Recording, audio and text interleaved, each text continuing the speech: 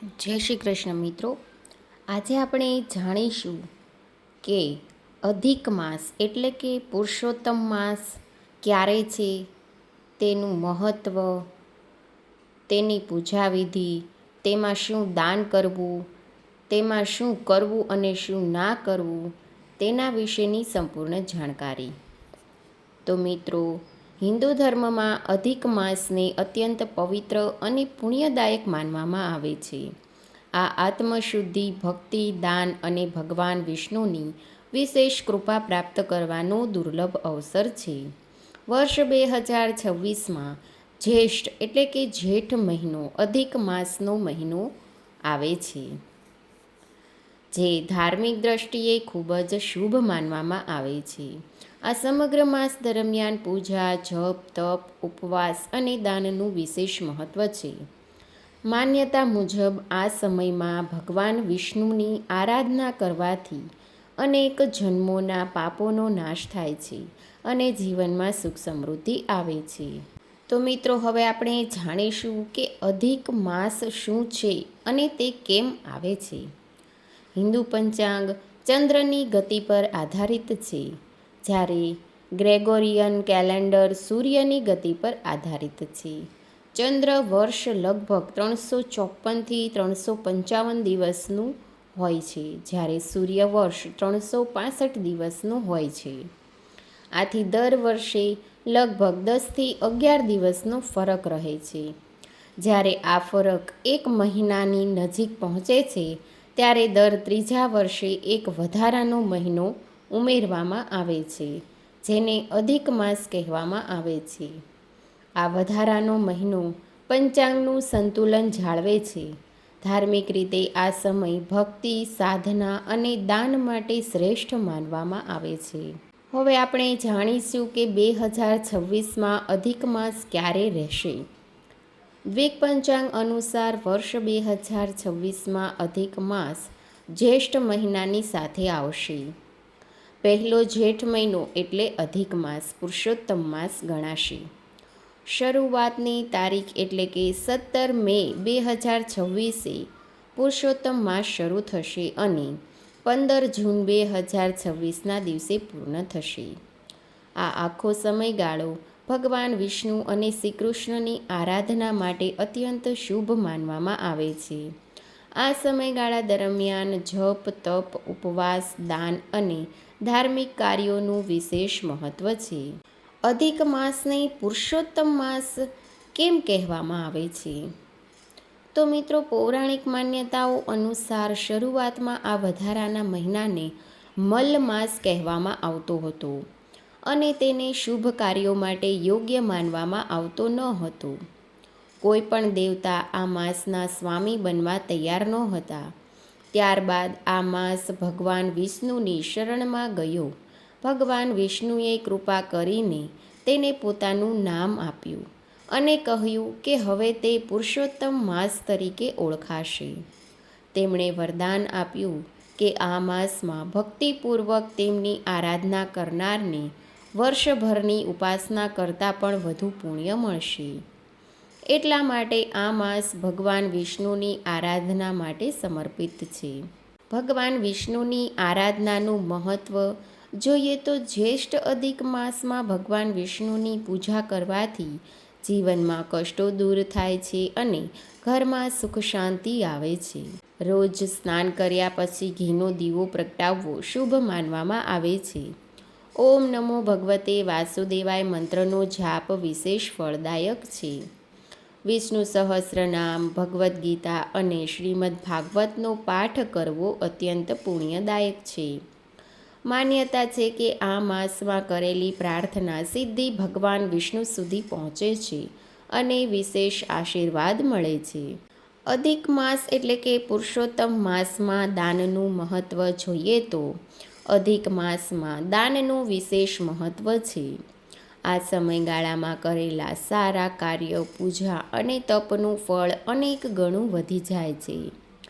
જરૂરિયાતમંદોને અન્નદાન, ભોજનદાન, કપડાં, દીવો, નારિયેળ માલપુઆ જેવા મીઠાઈઓ. આવા દાનથી સુખ સમૃદ્ધિ, સકારાત્મકતા અને પુણ્ય પ્રાપ્ત થાય છે, તેમજ પાપોનો નાશ થાય છે.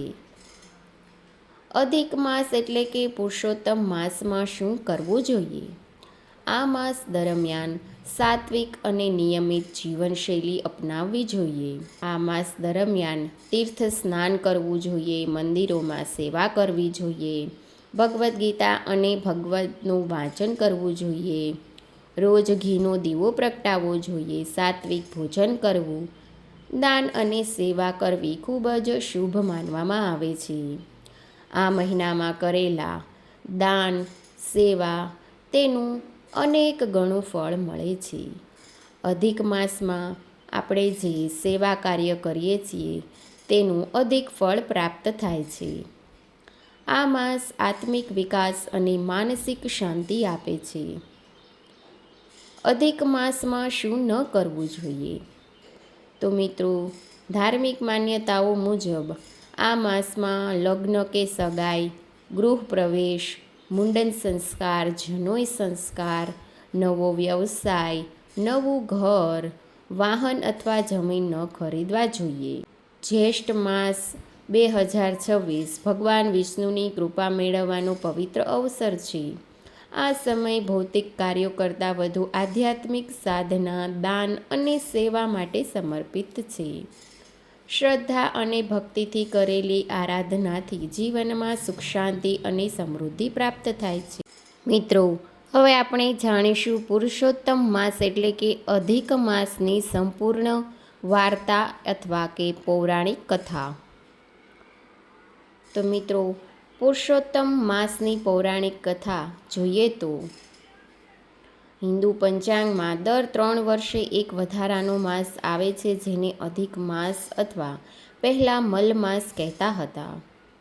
આ માસમાં કોઈ દેવતાનું અધિષ્ઠાન ન હોવાથી લોકો તેને અશુભ માનતા હતા અને શુભ કાર્યો જેમ કે લગ્ન, ગૃહ પ્રવેશ વગેરે કરતા નહોતા. એક વખત આ અધિક માસ પોતાની વ્યથા લઈને ભગવાન વિષ્ણુ પાસે વૈકુંઠ ગયો અને વિનંતી કરી, હે પ્રભુ, 12 માસમાંથી દરેક માસને કોઈને કોઈ દેવતાએ અપનાવ્યો છે. ચૈત્રને ચૈતન્ય, વૈશાખને વિષ્ણુ, જેઠને સૂર્ય, અષાઢને યોગ, શ્રાવણને શિવજી, ભાદરવાને ઉમા, આસોને દુર્ગા, કારતકને કાર્તિકેય, માક્ષરને મન્મથ, પોષને ઇન્દ્ર, મહાને મધુસૂદન અને ફાગુનને ફાલ્ગુનદેવે અપનાવ્યા છે, પરંતુ મને કોઈએ અપનાવ્યો નથી. લોકો મને મલમાસ કહીને નિંદા કરે છે અને અશુભ માને છે. મારું દુઃખ દૂર કરો. ભગવાન વિષ્ણુએ અથવા કેટલીક કથાઓમાં શ્રી કૃષ્ણએ કરુણાથી કહ્યું, હે માસ, તું દુઃખી ન થા, હું તને અપનાવું છું. હું સર્વશ્રેષ્ઠ પુરુષોત્તમ છું. તેથી આજથી તારું નામ પુરુષોત્તમ માસ થશે. હવેથી તું સર્વ માસોમાં શ્રેષ્ઠ અને અત્યંત પવિત્ર ગણાશે. આ માસમાં ભક્તો જે ભજન, કીર્તન, પૂજા, જપ, દાન, સ્નાન, વ્રત કે ધર્મ કાર્ય કરશે તેને અનેક ગણું પુણ્ય મળશે અને તે સીધો મારા ધામમાં પ્રાપ્ત થશે. આમ મલ માસ પુરુષોત્તમ માસ બન્યો અને સૌથી શુભ અને પુણ્યદાયી માસ ગણાવા લાગ્યો. આ કથા પદ્મ પુરાણ, નારદ પુરાણ અને અન્ય મહાત્મ્ય ગ્રંથોમાં વર્ણવેલી છે. અન્ય એક લોકપ્રિય વાત હિરણ્યકશ્યપ સાથે જોડાયેલી છે. કેટલીક કથાઓમાં કહેવાય છે કે હિરણ્યકશ્યપને બ્રહ્માજીએ વરદાન આપ્યું હતું કે તે વર્ષના 12 માસમાં મરશે નહીં. તેને મારવા માટે ભગવાન વિષ્ણુએ 12 ને 13 માસ કરીને અધિક માસની રચના કરી અને નરસિંહ અવતાર લઈને તેનો વધ કર્યો. પછી આ માસને કોઈ દેવતાએ અપનાવ્યો નહીં, તેથી વિષ્ણુએ તેને પોતાનું નામ આપ્યું. દ્રૌપદીની કથા મહત્વ દર્શાવતી ઉદાહરણ વાર્તા છે કે પૂર્વજન્મમાં દ્રૌપદી મેઘાવી ઋષિની પુત્રી મેઘાવતી હતી. તેને લગ્ન ન થતાં દુઃખી થઈને તેણે પુરુષોત્તમ માસના વ્રતનો અનાદર કર્યો. તેના કારણે શાપ મળ્યો અને આ જન્મમાં તેને 5 પતિ મળ્યા અને સભામાં અપમાન સહન કરવું પડ્યું. પછી કૃષ્ણની સલાહથી પાંડવો અને દ્રૌપદીએ આ માસનું વ્રત કર્યું અને સુખ સમૃદ્ધિ પ્રાપ્ત કરી. આ માસમાં ભગવાન વિષ્ણુ અથવા કૃષ્ણની ભક્તિ, ભાગવદ્ ગીતા પાઠ, દાન અને વ્રત કરવાથી અપાર પુણ્ય મળે છે. પુરુષોત્તમ માસમાં વિષ્ણુની પૂજા માટેનો ખાસ સમય અધિક માસ એટલે કે પુરુષોત્તમ માસમાં ભગવાન વિષ્ણુને સમર્પિત માનવામાં આવે છે. આ સમયગાળા દરમિયાન તેમના નામનું દૈનિક સ્મરણ, વિષ્ણુ સહસ્ત્ર નામનો પાઠ અને પૂજા કરવાથી વિશેષ લાભ મળે છે. તુલસીના પાન, માખણ અને ખાંડની મીઠાઈ અને ફૂલો ચડાવવાનો શુભ માનવામાં આવે છે. આ સમય દરમિયાન શ્રીમદ્ ભાગવત પુરાણ, વિષ્ણુ પુરાણ અને રામાયણનો પાઠ કરવો અથવા સાંભળવો ખૂબ જ ફાયદાકારક છે. આનાથી મનમાં શાંતિ અને આધ્યાત્મિક ઉર્જા વધે છે. સ્નાન અને શુદ્ધિકરણનું મહત્વ જોઈએ તો જો શક્ય હોય તો ગંગા, યમુના અને અન્ય પવિત્ર નદીઓમાં સ્નાન કરવું જોઈએ. જો બહાર જવું શક્ય ન હોય તો તમે ઘરે ગંગાના પાણીમાં ભેળવીને સ્નાન કરી શકો છો. આ પવિત્ર અને ફાયદાકારક માનવામાં આવે છે. ભગવાન શિવની પૂજા પણ ફાયદાકારક છે. અધિક માસ દરમિયાન ભગવાન શિવની પૂજા કરવાથી પણ વિશેષ લાભ મળે છે. શિવલિંગ પર પાણી, દૂધ, મધ, ચંદન અને બીલીપત્ર અર્પણ કરો અને ઓમ નમઃ શિવાય મંત્રનો જાપ કરો. હવે આપણે જોઈએ તો અધિક માસ એટલે કે પુરુષોત્તમ માસમાં શું કરવું અને શું ના કરવું જોઈએ. અધિક માસમાં શું કરવું? ભગવાન વિષ્ણુની પૂજા એટલે કે આ મહિનામાં ભગવાન વિષ્ણુ, નૃસિંહ અને કૃષ્ણની પૂજા કરવી જોઈએ. શ્રીમદ્ ભાગવદ્ ગીતા, શ્રી રામ કથા, વિષ્ણુ સહસ્ત્ર નામ સ્તોત્ર અને પુરુષોત્તમ માસની કથાનું વાંચન શ્રવણ કરવું જોઈએ. ગરીબો અને બ્રાહ્મણોને દાન આપવું જોઈએ. ખાસ કરીને દીપદાન અને વસ્ત્રદાનનું મહત્વ છે. સાત્વિક જીવન એટલે કે સાદું ભોજન કરવું અને બ્રહ્મચર્યનું પાલન કરવું જોઈએ. પુરુષોત્તમ માસનું વ્રત આખા માસ દરમિયાન વ્રત રાખવું અથવા ખાસ કરીને પૂનમ એકાદશીના વ્રત કરવા જોઈએ. અધિક માસમાં શું ન કરવું જોઈએ? માંસાહાર અને નશાકારક વસ્તુઓ જેમ કે માંસ, માછલી, મધ, ડુંગળી, લસણ અને નશીલા પદાર્થોનું સેવન ન કરવું જોઈએ. વાસી ખોરાક એટલે કે વાસી અનાજ કે ખોરાક ન ખાવો જોઈએ.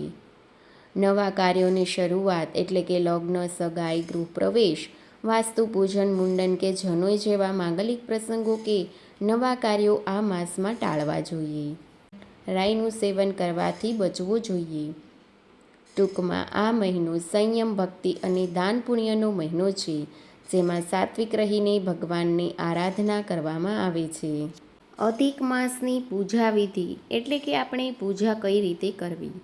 સવારની વિધિ જોઈએ તો વહેલી સવારે સ્નાન કર્યા પછી સ્વસ્થ વસ્ત્ર ધારણ કરો અને ભગવાન વિષ્ણુ કે શ્રી કૃષ્ણની પૂજાનો સંકલ્પ કરો. પૂજન: ભગવાન વિષ્ણુ કે લક્ષ્મીનારાયણની મૂર્તિ અથવા ફોટાને ફૂલ, ચંદન અને તુલસી અર્પણ કરો. ઘીનો દીવો પ્રગટાવીને ધૂપ બતાવો. અધિક માસની વ્રત કથા કરો. પુરુષોત્તમ માસની વાર્તા ગુજરાતીમાં વાંચવી કે સાંભળવી ખૂબ જ ફળદાયી માનવામાં આવે છે.